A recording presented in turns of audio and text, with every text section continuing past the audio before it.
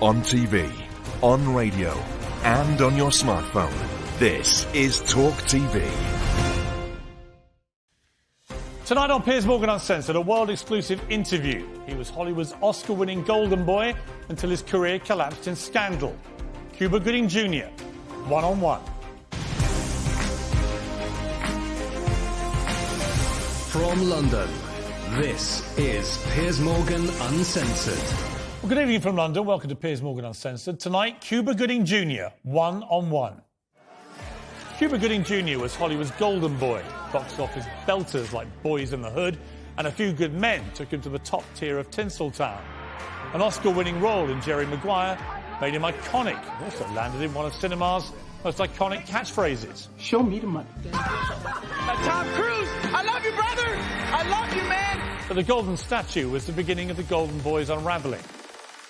Anxious to protect his superstar status, he turned down role after role, rejecting Spielberg for Amistad and Michael Mann for Collateral.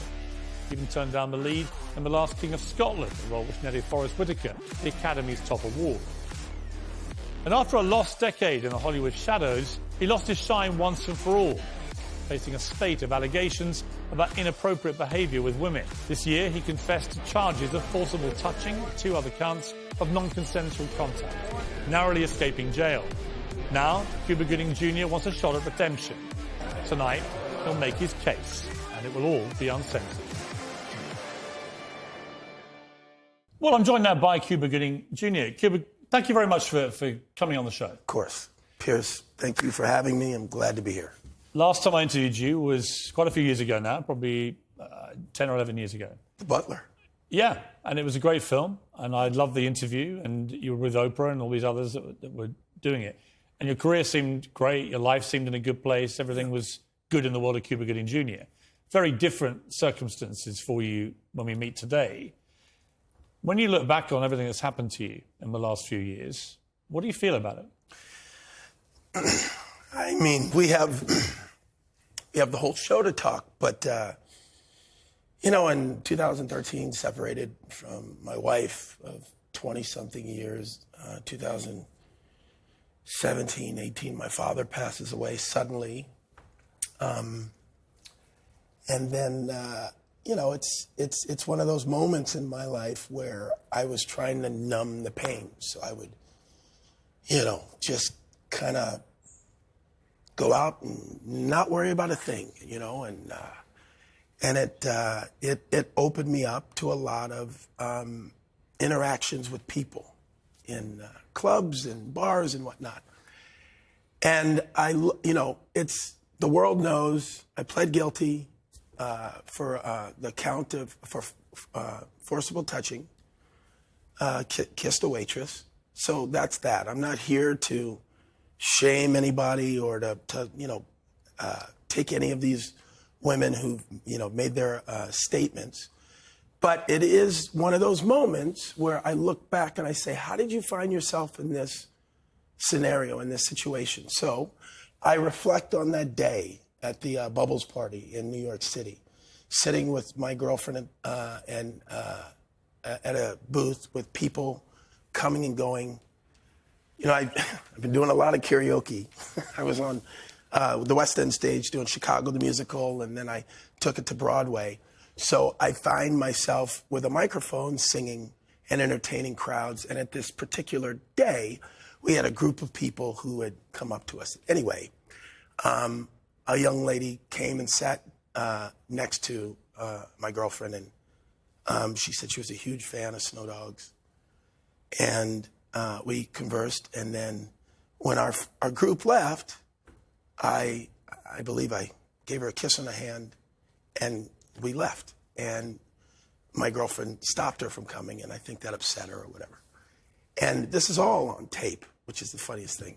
And so you see her follow us around the club, and eventually because I had to get on a plane, said goodbye to my group and left. And you see her look for me, go up to a security guard, make a statement to him, and then the police show, she makes a statement to them, they review the tapes.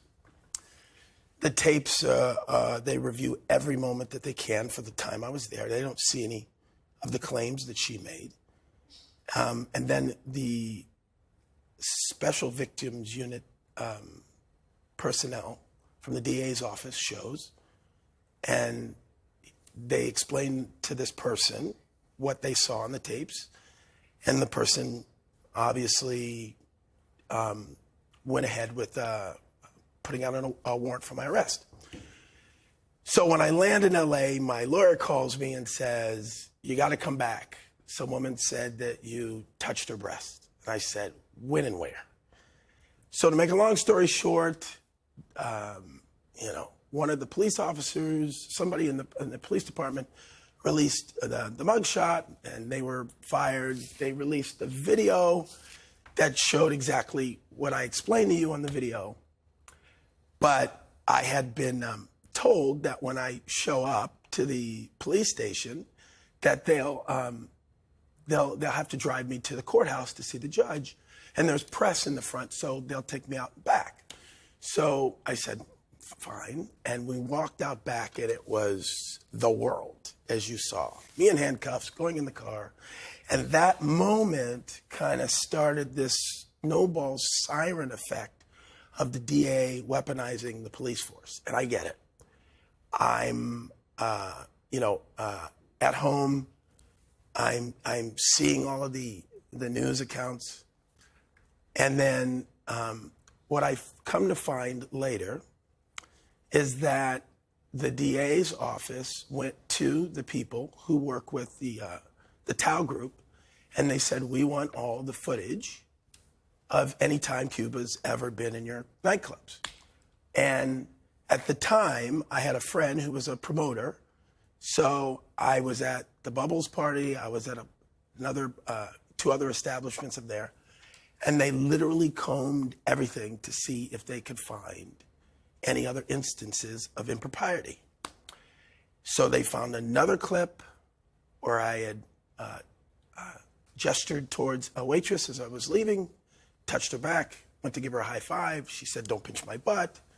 That was the second indictment. And then the third one, at the end of an evening, where the waitress who gives me my bill, I gave her a big tip. So she comes back, you see her, she kisses him on the cheek. So I turn and I give her a kiss on the lips. So now fast forward to the pandemic, where all court activity stops. And for over a year and a half, we all just reflected on where we had been. The DA had continued to ask for women to come forward with any interactions, like a siren call. 30 women came through. 30 women. One of them was in St. Louis, and I think I was there for 2 hours. I was, the Mark McGuire hit home run 70-71. I threw out the pitch. So, I don't know. I think it is what it is, again. And then eventually, when the courts opened, my lawyers said, "Listen, we could go to trial, and we can, show the video footage of all 3 instances. They can show you partying and singing in your karaoke, and they can, go through this stuff, or we can take this deal of you, because you did kiss the girl." And I said, 100%. And they have this thing called a repleader. So when I heard in your opening that I pled guilty and all these things. The guilty charge was for a violation of forcible kissing.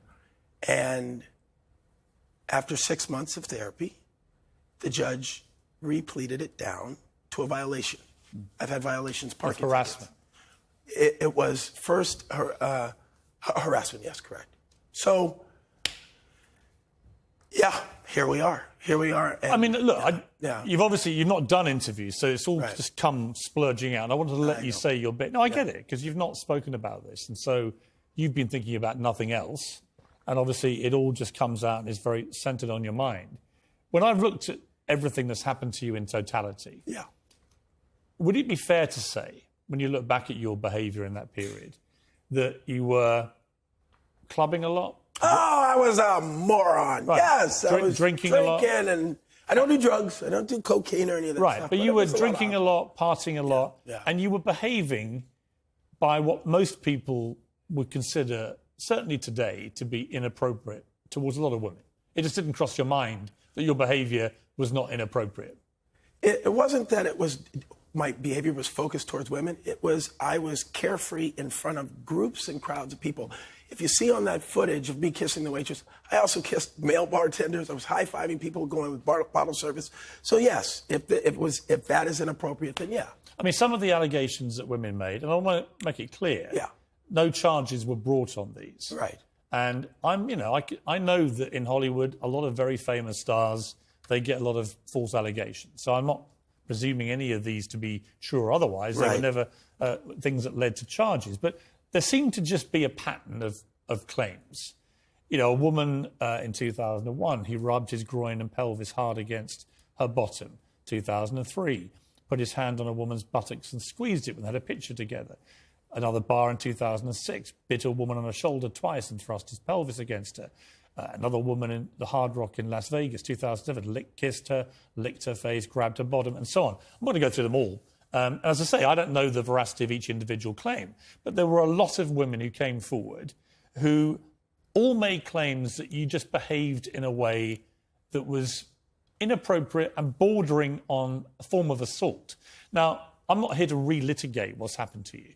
You pled guilty and you've been dealt with, and you apologise for your conduct to any women that you'd offended. 100%. I own that. Right. So to all these women, without wanting to go over each individual thing, but to every woman who's made a claim like this against you for just inappropriate touching of some description, what is your message to them? Well, it's like I said in court. I don't want anybody to feel that they've been treated inappropriately or harassed by me in any way. I love my fans. I love men and women, all of my fans. You know, I look back on my life, okay? And I spoke about this when I did Boys in the Hood. We were homeless for a while in Orange County, living in a car, and my mom found a women's abuse shelter for us to find refuge in. And the rules of in Santa Ana, California. And the rules of the shelter is that you can only stay there for not more than 48 hours before you're transferred to the next facility. And at the time I was around 14, 15 years old, and I remember these women coming in, and the conductor of the facility said, "You have to go in your room," because they didn't want any male presence when they came to the living room area of this house. And to think that women would think that I would cause that heartache to them is devastating to me. And I saw the effects, the trauma that these women had went through. So I take that very, very seriously. And I look at a lot of these things to me as, you know, it's a time for growth and reflection. Still to come, more from my exclusive interview with Cuba Gooding Jr. Despite the harm to me, Cuba Gooding Jr. walks away from the court a free man without a record. It's like it never happened. Truth, Piers. There's video footage of it. There was no contact with her breast. That's the truth.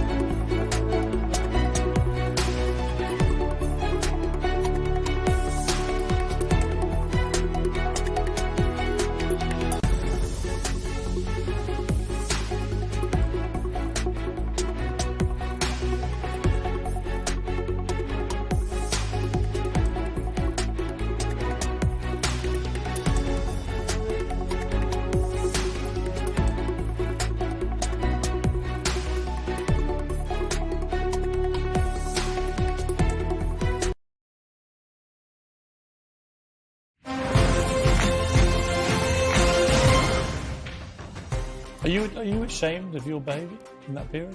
I think, yeah. At some of those, the boisterous thing. The thing about me too is a lot of people when they meet me, they come to know my energy. They always think, oh, he's got to be on some drug. It's too much energy. Well, look, I mean, the role you won the Oscar for, Jerry Maguire, was one of the all-time great roles, one of my favourite characters ever, in that movie. But people would look at this and say, well, that's not an excuse for the kind of behaviour that you were accused of doing, and indeed that you've admitted to doing. That you may have had tough stuff in your life. You may have had a tough moment when you split from your wife, your father died. All these things, of course, they're hard things which people go through in life. But it doesn't turn most people into what you became for that period. So what do you say to that? The answer to that is, you have to live in your truth. And I know in my truth, I didn't mean to disrespect anyone. And I know in my truth, and again, on the videos... I have a problem with the phrase, my truth. I'll be honest with you. Well, so I've always had a problem with the phrase, my truth. Because to me, as a journalist, there's the truth. You're right. So facts. Let's strike the When people start my. talking about my truth, it sounds a bit like Meghan Markle with Oprah Winfrey. It's like, it gives you a license to say what you want. Because it's what you 100%. Feel, right? And I totally agree, and I know your situation with Meghan Markle. I know that whole thing. So let's take the word my out. There's video footage of the interactions with these women that showed the truth of what happened. And it's funny. So I had so many people come up to me in the street and say, I support you, I saw the video, blah, blah, blah. But the one thing that I found that really hit me, and I said, okay, now it's time for me to mention this, to talk about it. I mean, it's basically, I started in this career loved, and people are like, oh, his energy. Nothing's changed with me, but I do have to address it for what you just said about it's not my truth, it is the truth. But this one woman commented on my social media platform. She says, thank you for pleading guilty. I may be wrong, but I think you are the first in these sort of cases to do so. That is a courageous move of integrity. I keep hoping some man with influence will demonstrate for others how to stand in accountability, make amends, learn and continue to be held in love. Truth and reconciliation begins with truth. So thank you. I hope you are weathering the storm okay. Keep standing tall and hope you will be a front runner of change. And not only that, everything, Piers, I pray, and my mom taught me this when I was young.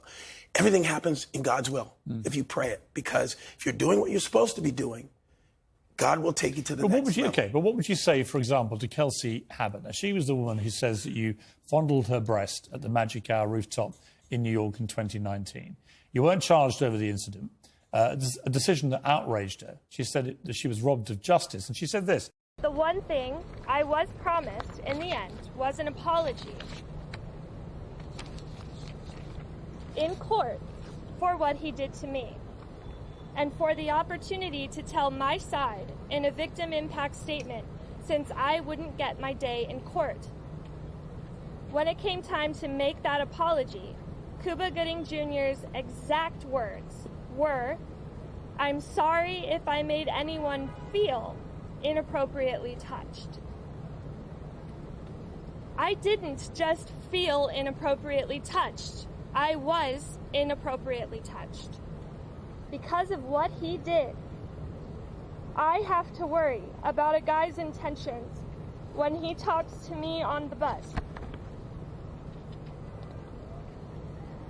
I have to worry about where a guy's hands are when he squeezes past me in the supermarket.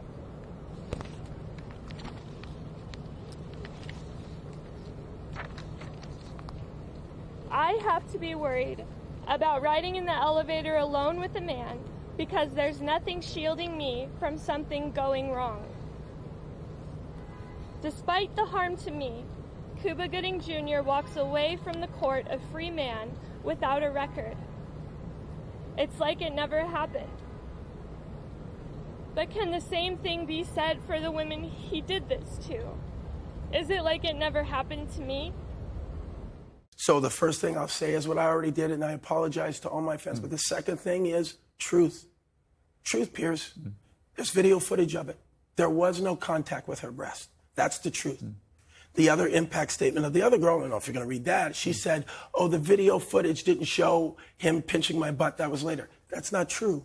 That's not true. So I suppose, I suppose the point I would make to you, given that you've admitted to a criminal offence, right? We just have to put that on the table. You did. Like I say, there were a myriad stories that came forward, and who knows where the truth lies, because they weren't all put through a court process. Right. But given your admission, Yeah. do you understand that, parking that specific case to one side, and maybe many of the others, but do you accept that this was perhaps the unintended consequence of your behaviour, which you never really factored in? That actually what may seem just like casual fun in a club actually can have real-time effects on people. And again, I have to say to you, Piers, if you see the video footage, which is there and evident, and if there was inappropriate other than the kiss to the waitress, I wouldn't have been able to take the deal. Well, take the kiss to the waitress, which you pleaded guilty to, right? Right. That was forcibly touching somebody against their will. She kissed me on my cheek, and I grabbed her and kissed her on the lip. So, 100%. So on that... So, and now here's the thing, and I just want to be, because you said my truth, we'll let that go. I got attacked for that. I won't say that again. But the truth of me and the waitress is what I pled guilty to. Yes. The other charges didn't happen. Right. Or I would have pled guilty to them. That's the truth. I hope you understand that. I know. I understand that completely. Okay, go yeah. I'm really talking about... It seems to me what you're saying is that for a number of reasons in your life, you started drinking heavily, partying heavily, perhaps losing your way a bit. And that in that period, there may be a lot of interaction with women you didn't intend to be harmful. I totally understand. But that actually, for a lot of them, it seems they did feel harmed by it. And I wouldn't want anybody to feel inappropriate, that I was inappropriate anyway. And like I told you, being home for 2 years, staring at yourself, going, how'd you put yourself in this situation? What were you feeling when you were going through that period? I mean... Sitting on your own, you're Cuba Gooding Jr. Yeah. You're a globally famous man. You've been in some of the greatest movies ever made. You were a Hollywood superstar with everything that goes with it. And then suddenly you're sitting there in a pandemic. You're locked down. You're locked down with your thoughts about your own behaviour and the kind of person you are. What did you deduce about where you got to in life? Well, I was, like everybody else, the only communications that anyone had with me was through my lawyers and headlines that certain media outlets would love to splash. And the things that were said, and it's so funny, it's like I look at when a lawyer speaks on your behalf, they never say, that attorney said this or that. They only say, Cuba Gooding Jr. says her breasts were too small, or Cuba Gooding Jr. did this or that. And it was horrifying. It was horrifying because your words are not your words. They're someone else's, and then that becomes the headline. Whether it's true or not, that's what people see and that's what people believe. So that period was one of those times where I just had to, like everyone else, I had to sit there and reflect on it, and hopefully... Was it a very emotional time for you? Oh, 100%. 100%. It's, I mean, you must have felt like you'd lost everything, right? Yeah, well, it's more than that. It was like, you don't want to let down those who have supported you and brought you where you're at. And my family, my friends who are responsible for the success that I have today, you feel a guilt. You feel a guilt, and you get through that, and you work on ways to improve yourself. Have you changed yourself? 100%. In what way? It's one of those things now, and it's funny too, because I don't want this to stop me connecting with my fans. I don't want this to stop me connecting with the gregarious behavior in terms of the positive energy that I have. So I just, I'm 10 times more aware of what's going on around me, and I just use that as my focus. You've got 3 children, including a teenage daughter. Yes. Wait, Mason, happy birthday. Oh, it's a birthday? 14. Oh, okay. His birthday, yes. Oh, Mason, he's your son. My new and improved model, yes. Mason Cuba. Your daughter's 17, I think, is that right? I've got a daughter as well, who's 11. When you have a teenage daughter, in particular, I would think, this kind of scandal must hit particularly hard at home. Yeah, what kind of conversations have you had to have with her? It's one of those things where you have to allow every experience in your life. It's almost like I can't take the positive, the Oscars and the fame, and ignore the negative. It's all encompassing of where I am today and who I am today.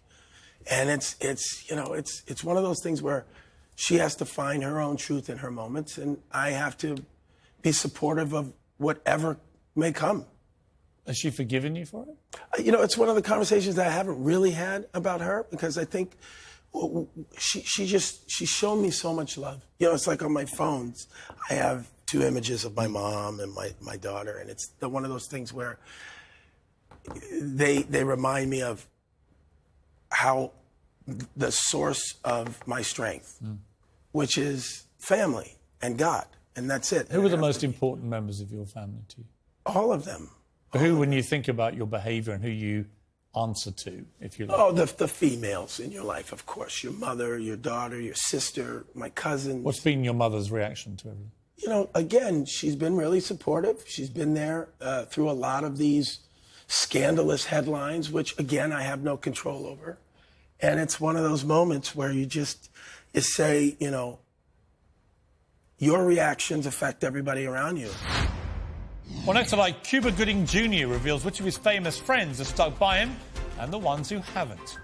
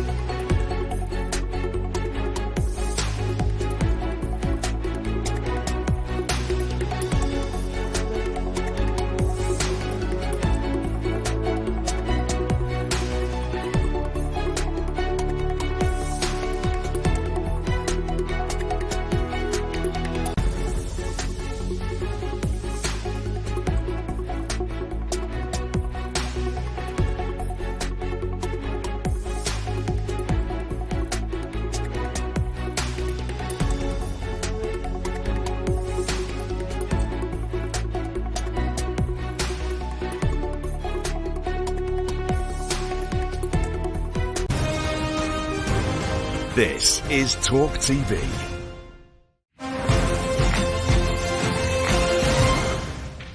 I go from winning an Oscar to having a walk around Hollywood, wherever it may be, with a sex scandal erupting around your image, if you like. What's that experience like? You know, it's like, it's just one of those aspects of being someone in the spotlight. you can't stand on stage with an award over your head and accept that, but not accept this. And it is what it is. It's the business that But we're particularly in. for someone like you who's got such a, your normal personality is so bursting with energy and positivity. You're very like the character you played in Jerry Maguire. Yeah. From my experience of interviewing you, this must have dented a lot of that self-confidence you had, the swagger. No, I'm still killing it. Still killing the game. No, but seriously. Seriously, I mean, It hasn't dented your confidence at all? To me, I am who I am. I know God's reason why I'm here. I've been given certain gifts and insights. And it's funny because you in the media love to speak of the scandal and talk about it and oh no. And my thing is my interactions with the people, we have this, and we haven't talked about this company, Viewit, VEUIT.com, which is like, I think, the answer to a lot of situations that we're dealing in society. But one of our NFT projects, so to speak, is this thing called Cuba Goodness, which is, I've probably taken 10,000 selfies with people around the world. And we're putting out a call for them to send us any selfie I've ever taken and in turn receive a piece of this NFT. So to me, it's like, you are who you are, as long as you own who you are. And if you feel like you've done a disservice, you have to grow from it and not repeat it. The stuff that you pled guilty to is, on the general scale of crime, most people would not see that as particularly heinous, albeit it was wrong and inappropriate and you've paid the price for it. But you are facing potentially far more serious allegations. The Hollywood lawyer Gloria Allred represents an alleged rape victim, so she's going to proceed with an ongoing $6 million civil lawsuit because justice wasn't achieved when you got your no-jail plea deal. What's your response to that? Like I said to you, all of these women came, they made their statements. Everybody has their right to speak what they perceive is their right to speak about. And like you just said, if do you think it should all be settled in court? I'm sorry? Well, I'll give you a parallel. So Prince Andrew over here, for example, kept saying, I'm going to clear my name, clear my name, clear my name. And at the last minute, he settled with an accuser, gave her millions and millions of dollars. And people have drawn their own conclusions from that, notwithstanding he made no admission of liability. Right. In your case, you did make an admission of criminal activity, and you were convicted on that basis. And as that person sent you that note, in a way that is laudable to admit what you did and then to try and reshape your life and to seek, I guess, some form of redemption. Right. Which is where you are now. There'll be people watching this and some might say he should never be forgiven, right? It's disgusting behaviour and everything. There'll be others who say, actually, on balance, for what he was found guilty of, what he admitted, he should be given a second chance. We're in a weird time in the world. Yeah. This cancel culture, atmosphere, where people are very unforgiving, aren't they? They're very quick to destroy people. They don't want to ever give them a chance to come back. Right. What do you say to those people about why you should be given a second chance? You just said it. I don't have to say it. People will think one thing or they'll think another. I'm not here to convince them of what they think. I can just present myself as who I am. On the wider issue of cancel culture, what do you make of it? What do you think of it as a part of modern society? Yeah. Back in the days of the star system, they used to have departments, heads of every studio that just dealt with the image of the celebrity. And it was to make sure that you saw them with their kids and in the park, and the studio focused on it. And at some point, when the system broke down, that department changed from that to the reality of scandal. And then it became fun, the housewives of, fill in the city. And this divorce and this scandalous, behavior from this celebrity, and that became the business of Hollywood. And now you have the regurgitation of that into this movement that's not unlike the McCarthy era, where now they're like, if you say or do anything, oh yeah, no, he's canceled, we move on. There's no revisiting. How has Hollywood responded to what's happened to you, particularly since you made your admission? So when you pled guilty, what's been the reaction since? Has Hollywood shunned you? Are all the doors shut? Are some open again? How has it viewed what you did? It's been a little bit of everything. It's been a little bit of everything, Piers. And the thing with me is, you know, it's funny. It's like going back to the media and the headlines. I did this charity event for children cancer, pediatric cancer. And they asked me to sing with the band. And so they gave me a mic, I went on stage, and we did this song, and we raised almost $1 million that night. And yet the headline says, Cuba jumps up on stage and starts singing, you know, Hey Jude, which is not the song I sang. I sang Come Together by the Beatles. But that was one of those things where I get it. The narrative fits for me to be this ogre, but it still doesn't change, not my truth, the truth of who I am. Right. Your girlfriend, Claudine, she stood by you throughout all Yeah, this. she was there. She was sitting in between us. Right. So what does she make? On my arm the whole time. What does she make of it? She thinks it's ridiculous. She absolutely does. But I don't want to speak for anybody else but me because that's who I'm here. Your girlfriend has been around you when some of these allegations have been made, and she stood by you. Is that because she believes you're a completely innocent man about all these things, or does she just understand you and think that part of your shtick is you're very tactile with people? I think she supports me because she loves me. And I think that she obviously knows the truth about what happened that day. And she's, you know, she's just a great lady.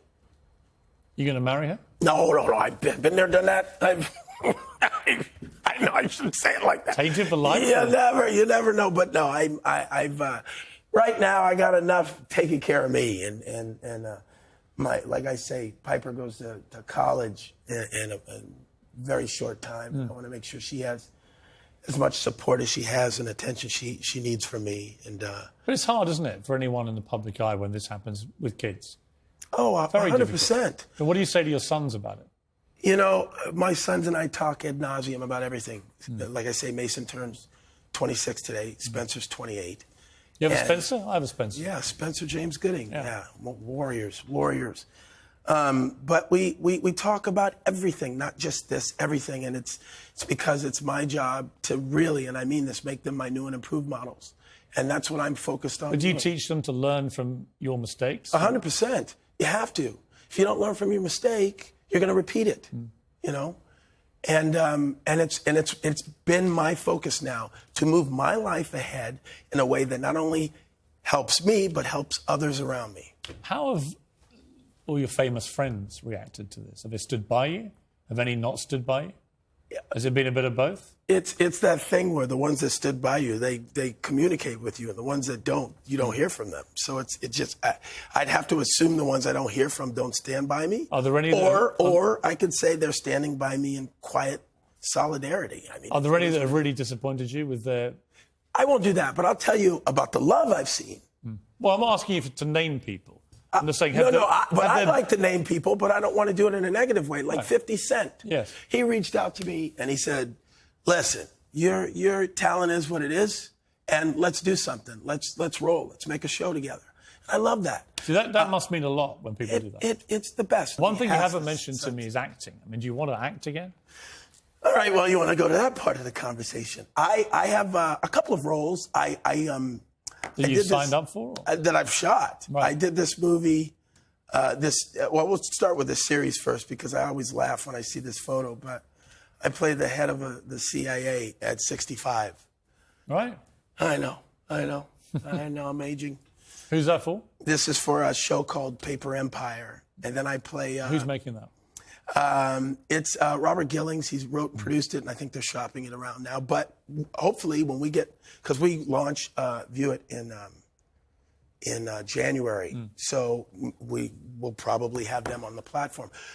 Well, I was, obviously, go back to Jerry Maguire. Tom Cruise has just made one of the biggest movies of all time with it was great. Top Gun, great. Maverick. It was great. Have you heard from him in recent years? Still to come, does Cuba Gooding Jr. keep in touch with his Oscar-winning co-star Tom Cruise? I'll find out.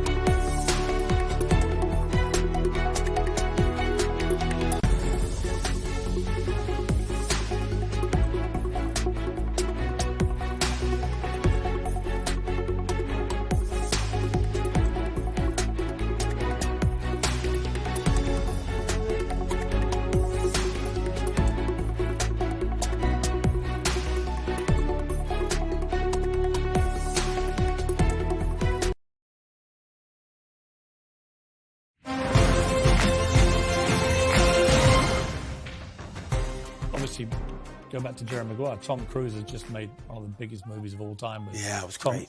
Top Gun, it was great. Maverick. It was great. Have you heard from him in recent years? No, not in a while. Nothing. What'd you say? Would you like to have done? You know, it is what it is. I get it. Listen. Do you get it, though? I don't think I would get it in that position. I have to get it. You know why? Because, like I said, God's will works in my life, good and bad, and I have to accept it both. There's this show that we're doing. Yeah, but you know, I've had some that. difficult stuff in my life over time. And I can remember every single person that put their hand up for me. Yeah. And I can remember even more everyone that disappeared. Right. Or you just didn't hear from. Right. And you're so inextricably linked to someone like Tom Cruise from that movie. Yeah. You won an Oscar for that movie, working with him. You think he could have at least have maybe just called? I was also inexplicably linked to Cameron Crowe. I was linked to James L. Brooks. But I'm also linked to people that I'm working with now. No, I get it. But do you get it? Because it's like I get it. You want to know the dirt about it. But to me... No, I'm not. I genuinely am not after any dirt. Your response when I mentioned Tom Cruise's name, actually, it looked to me like you were a bit hurt you hadn't heard from him. It's the thing where anyone that shows you support is somebody that you're going to gravitate towards. The people in my life now... Well, what do you feel about those who don't? The people that are in my... watch yourself. The people in my life now, Joe Callahan, who created this technology for View It, Danny Rodriguez, who's a crypto entrepreneur to the nth degree, created the show for me called Tycoon that we're going into production in January. Did Oprah reach out to you? Oh, no. Oprah. Really? No, that's two. I can't wait to hear number 3. I mean, Oprah, you did the Butler with. I've done a few projects with her. Yeah. Not heard a word. It's one of those things, Piers, where I gotta be honest. I'm really not after you. I'm not after anything at all from you about it. I just suddenly thought the two people I know, because I interviewed you around the time of The Butler. Yeah. I know how big Oprah was and supportive at the time when things were good. Same with Tom Cruise. It's interesting to me that these two superstars, when someone is really going through the worst time of their life, can't even pick a phone up. But is it the worst time of my life, really? I mean, Well, it think must have about been, it. wasn't It was one of those times that you get through. I think my father's death was probably a little bit harder. Right. So it's now, I can't sit and dwell on that. I got to move forward with the positive, Piers. I have to. It's my life. Where'd you keep your Oscar? You want to? You No, have I'm it? kidding. No. I'm kidding. Where'd you keep it? I have it in storage. I told you Really? I moved from LA to the East Coast, and now I've just been traveling with the View It team. When you think about that moment, I mean, that yeah. I assume that was a career high for you, winning the Oscar. Yeah. And I remember the moment, because I loved the movie, and it was just a great moment of joy Yeah. For you, and joy for your family, and joy for everyone that knew you. Yeah. And I imagine in the moment when you win an Oscar, everyone gravitates to you. You become like a magnet to people. Yeah. And that's why I'm just curious about the flip side, that when... Yeah, but you just said it. You just said it. Everybody comes like a magnet to you. A magnet. Everywhere I go, and I want it. I still want it. I will not ever let negativity stop the God-given energy that I have, that I've had at the beginning of my career. And that's the simple truth, Piers. There's nothing else. And I know the projects that I'm working on, which I've explained to you. The film, I know the the new, acting. not just the acting, but the new. No, I understand the other business stuff, but the acting thing in particular, because Yeah. acting's your real passion. Acting is what you're great at doing, right? You know what my real passion is, to be honest with you? I directed a movie. Right. I mean, I'd rather direct than act. Would you? 100%.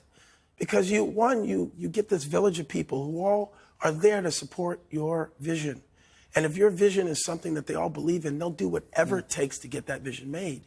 And you know, I've been writing. I have a writing partner now, Todd Machino, and I have been working on several, not only features, but limited series and whatnot.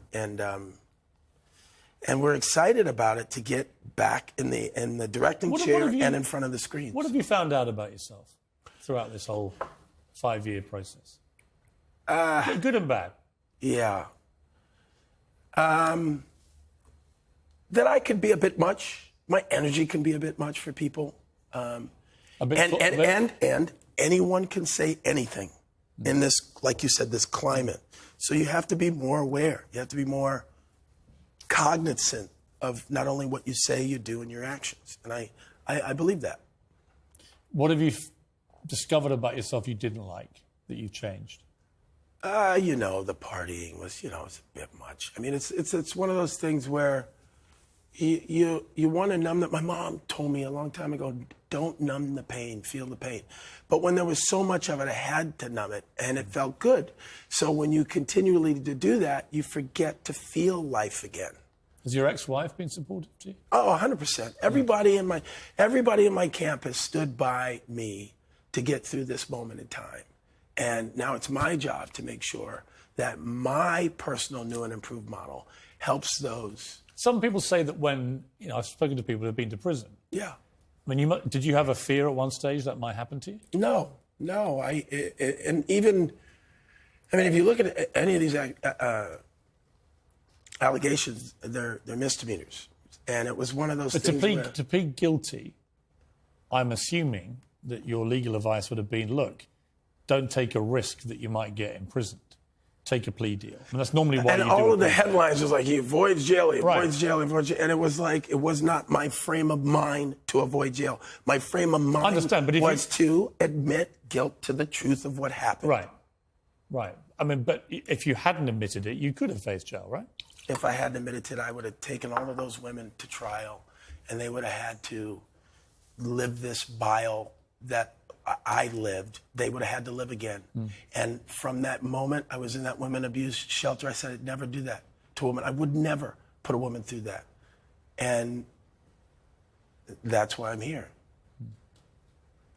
I mean, you did put at least one woman through that because you admitted it. 100%. You put her through something that she really 100%. was very offended by. I agree. Have you ever reached out to her? Have you ever written to her? Or? I mean, I spoke to her and everyone there in that courtroom. I gave my apology. And it was sincere? Yeah, I think so. You know, it's one of those things in life where you have to focus on the positive, but not ignore who you are and where you've come from.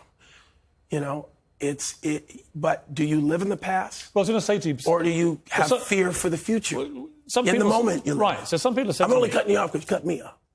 It goes a two-way street. I don't want to cut you off. You know what I'm saying? No, fair enough. You ever see me go off?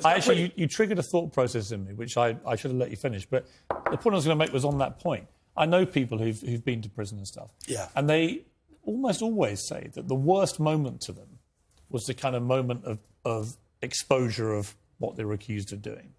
But actually, everything after that was easy to deal with, including going to prison, actually.